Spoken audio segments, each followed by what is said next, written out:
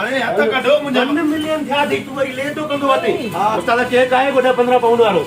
खर्च केर तो करे हां तो क्या आधा तो करे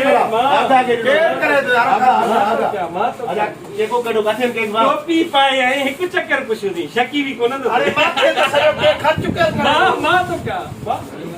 अरे के मां हां केर तो करे अल्लाह बख्शे दे अल्लाह बख्शे दे अरे कयो ना काथे रखो आखिर सॼो खुशी जी दिया कढनी ए 1 पाउंड वारा नहीं है ना वठो पाउंड ये भी जले तो एडा 15 पाउंड वारा परी 20 पाउंड वारा वठ जाए तो हां दोस्त घणा ॼणा हो 4 ॼणा हो माने चार ॼणा पो इहो केक भलो आ पो वॾो मां पार्सल करायो घर खणी वेंदो हां बाबी खे खाराए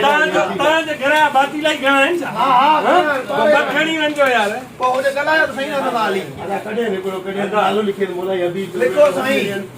खर्च केर तो करे खर्च मां कढी हाणे तो 5000 खर्च करे केर तो मां तो भरिया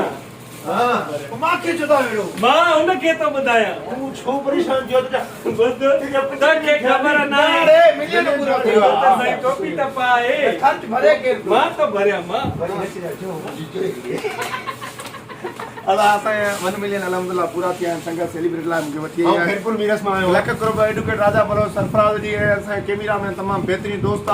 आमिर खुसो साहब आमिर खुसो ताई वॾी महिरबानी ता पर टाइम ज़ाया करे हेॾे आया मूंसां गॾु गलती थी वई संगत हाणे ते स्टॉप जो थोड़ो कपड़ो दाड़ा हाणे जो चॉकलेट जोई कोन थी चॉकलेट बुआ तो कभी चॉकलेट खाधो मेरो लगो पिया चाहे ब्राउन वाला हां तो ने कपड़ो दाड़ा ना मेहरबानी यार नहीं चॉकलेट हाथ में जाकर चले दे लिखे ना तू दुकान में मांगड़ी हबीब थोड़ो परिवार स्टाइल करेगा सही दियो जा वरदा तो जो 1 मिलियन ध्यान नहीं थी वियो आहे सिंधी में छले न चंगी चाय ते वठी था हलऊं त बस हे केक डायरी पढ़ण के छे पुट तू पढ़ी छा कर मुझे शायरी है ना पढ़ी छा तू वेल्डिंग कर राजा वेल्डिंग जो कम कराए न जो कम कर तू साड़ी वाली अभी घड़ा से घड़ा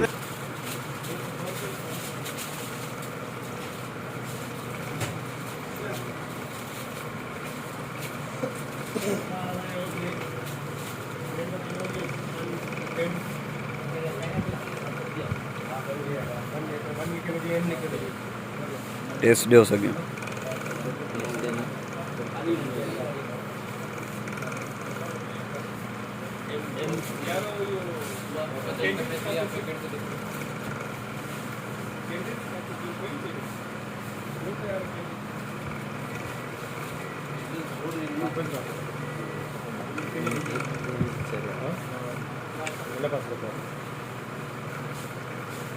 Consider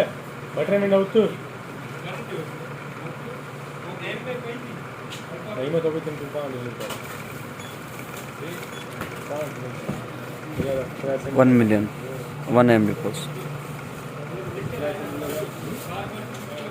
एक IP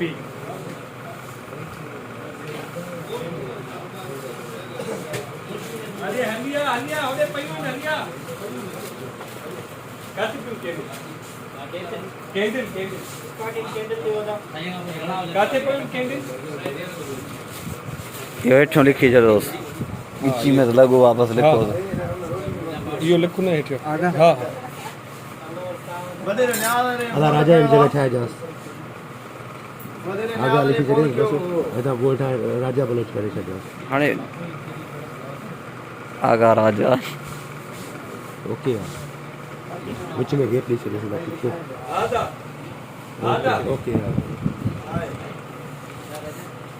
थियो या अब 4 मिनट थियो स्टॉप करे ही छा लिखियो अथव